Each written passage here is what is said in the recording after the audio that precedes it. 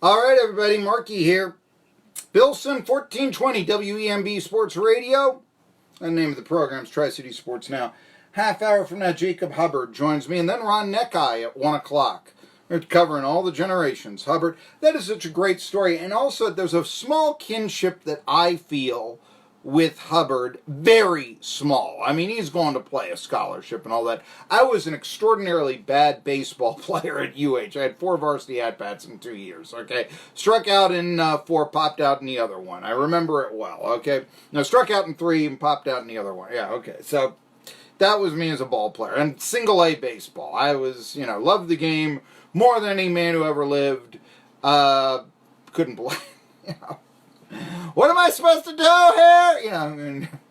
All right, that's me. Okay. So you find other ways to stay in something you love, and being a sports talk show host, calling the games of Unicoi County, calling Johnson City Cardinals baseball years ago, a couple other minor league teams. I've done a lot. Covered the Mets, covered the Steelers. So I found a way. That's the good thing. All right. I'm not going to read my resume on the air here, but you should know it. Okay, go check out the STAA talent page, and you'll see I've done quite a lot. Now, here's the deal. Hubbard, he is going to go from playing basketball to football. He was a very good basketball player at UH, and he's going to play football. Now, UH doesn't have a football team. It's a regular Sam Clancy now, isn't he? There's a name from the past. And, I want to talk to him about this. This sounds fascinating. Because, see, I played baseball, but then at Point Park College, I played soccer. And I was not a good soccer player. I didn't know it. I was, kept trying to use my arms. It's just... But they needed people on the team. I wound up leading the team in games played. Coach told me on a winless soccer team we had... And he said, you know what? You're my most improved player. And there were things that happened. I can remember Paul Zeitz, who's a columnist of the Post-Gazette. He's a friend of mine.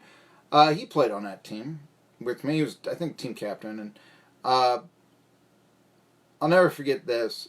We'd have these, the triads. We were out of shape and all this. But one of the things about Paul was, I felt like sometimes we'd be running miles. Oh, I can't do it. I got to quit. There were other players that did. We had 13 players, Paul would always say, you can do it, Marky. He'd be right there, hey, no, you can do it, Marky. And I would. And that was one of the things that you got in, just a little bit of encouragement. Maybe something I hadn't had that much in my life, A little bit of encouragement. Sometimes that's what you need. And he wouldn't let me quit. I really even did it in a nice way. I didn't quit. I ran the whole mile. All right. Here we go. I also wanted to talk about, you heard the Commissioner's Trophy. Boy, times have changed. that's nice. Yeah, everybody at ETSU, every team at ETSU, with the exception of women's basketball right now, is winning. And I don't know, if you want me to dig the bowels of the, athletic program up, I will. But everybody's winning. However, winning the Commissioner's Cup, it's nice, but I want to say that I hope at least ETSU won't brag on it like they used to brag on the all sports trophies that they win in the Atlantic Sun.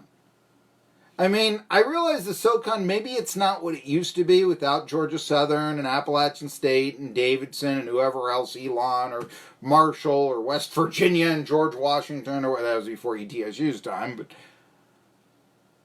But the thing is, the All Sports Trophy, when it was being won in the Atlantic Sun, yeah, it was a SoCon title being won by a Atlantic Sun team. You're in a remedial conference. Yet the athletic director at the time, David Mullins, would come out. This was the greatest year in the history of Buccaneers athletics. No football team, losing baseball team, losing softball team. Men's basketball team didn't make the NCAAs.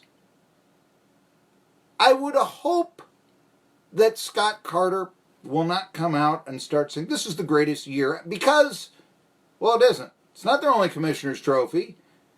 And although it was the first time that ETSU won the Southern Conference, this was not their greatest all-time football team, not by a long shot. In fact, this was an 8-4 team that probably was a lot closer to being 6-6. They were touched by an angel on a few games, let's face it. Be kind of curious to see what goes on this year with ETSU and on the gridiron.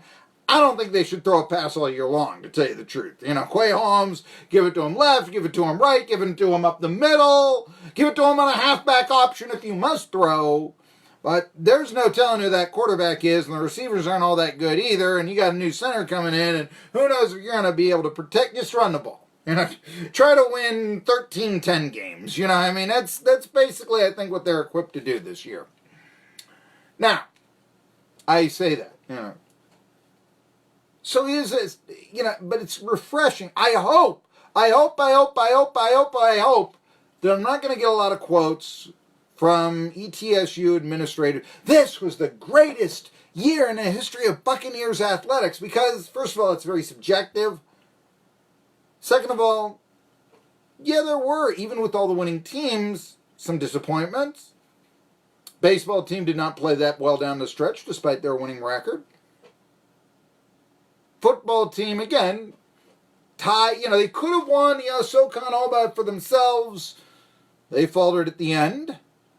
Basketball, yeah, you know, wasn't as good as Wofford. I mean, yeah, there's always going to be somebody better than you unless you win the national title, I suppose. But it was a very good year in ETSU athletics, hence the Commissioner's Trophy, and very well deserved, let's face it. But there is a feeling when you say, this is the greatest year of satisfaction. I'm not sure it is the greatest year. I mean, I used to go back and look at this, and I would say, what about, like, 1996? Golf team is ranked third in the country if you want to go with all the sports. Football team, arguably their best one ever. Hire Karen Kemp and Ed DeChillis, great coaches for the basketball teams. Weren't very good, but still, you know. So what about that year? Or what about the era in the late 60s I was talking about when, say, ETSU would go to the Sweet 16 in the NCAA tournament, and the next year they'd win the Grantland Rice Bowl with an undefeated record. I mean, that's an era right there that's pretty darn good. Maybe the skeet shooting team wasn't up to par. But then again, I mean, yeah, very famously, ETSU, I think it was 1982, when they had a rifle team. They finished second in the nation and all that. But I'm just kind of curious how they'll handle the Commissioner's Trophy. Yeah, hey, congratulations, ETSU. I just remember when the All-Sports Trophy in the Atlantic Sun was greeted, and the way it was put out there was almost, yes, the tennis team is just as important as the football team. Now, this will stink for the tennis players, but which one draws more fans and interest? Yeah. You know, I mean, there's something to be said about that. You can win, you know, big time in track and field. Nobody really knows about it. Football, hey, people around the country are now knowing who North Dakota State is. Now, East Tennessee State, that's another dealio, but, you know.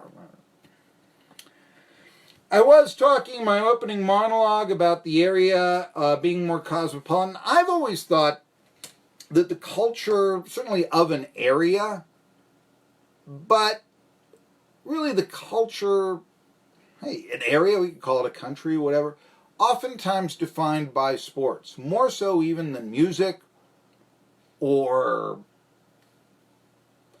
theater. We can argue politics. I mean, you know, you've got laws, you've got laws on, I don't know, abortion going on in Alabama, and there are people in other states that are horrified by it, and there are other states that we need in on that, man. So, you know, I mean, that's also a big part of the culture right there, don't get me wrong.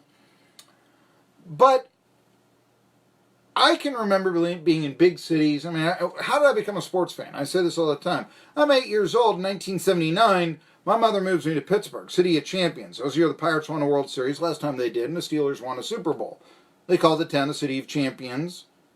It was a big thing. Maybe around here, the feeling of the Vols winning the national title in 98, Virginia Tech playing for it in 99. Or even if you can recall the pride that ETSU gave the Tri-Cities area when they were a nationally ranked basketball team.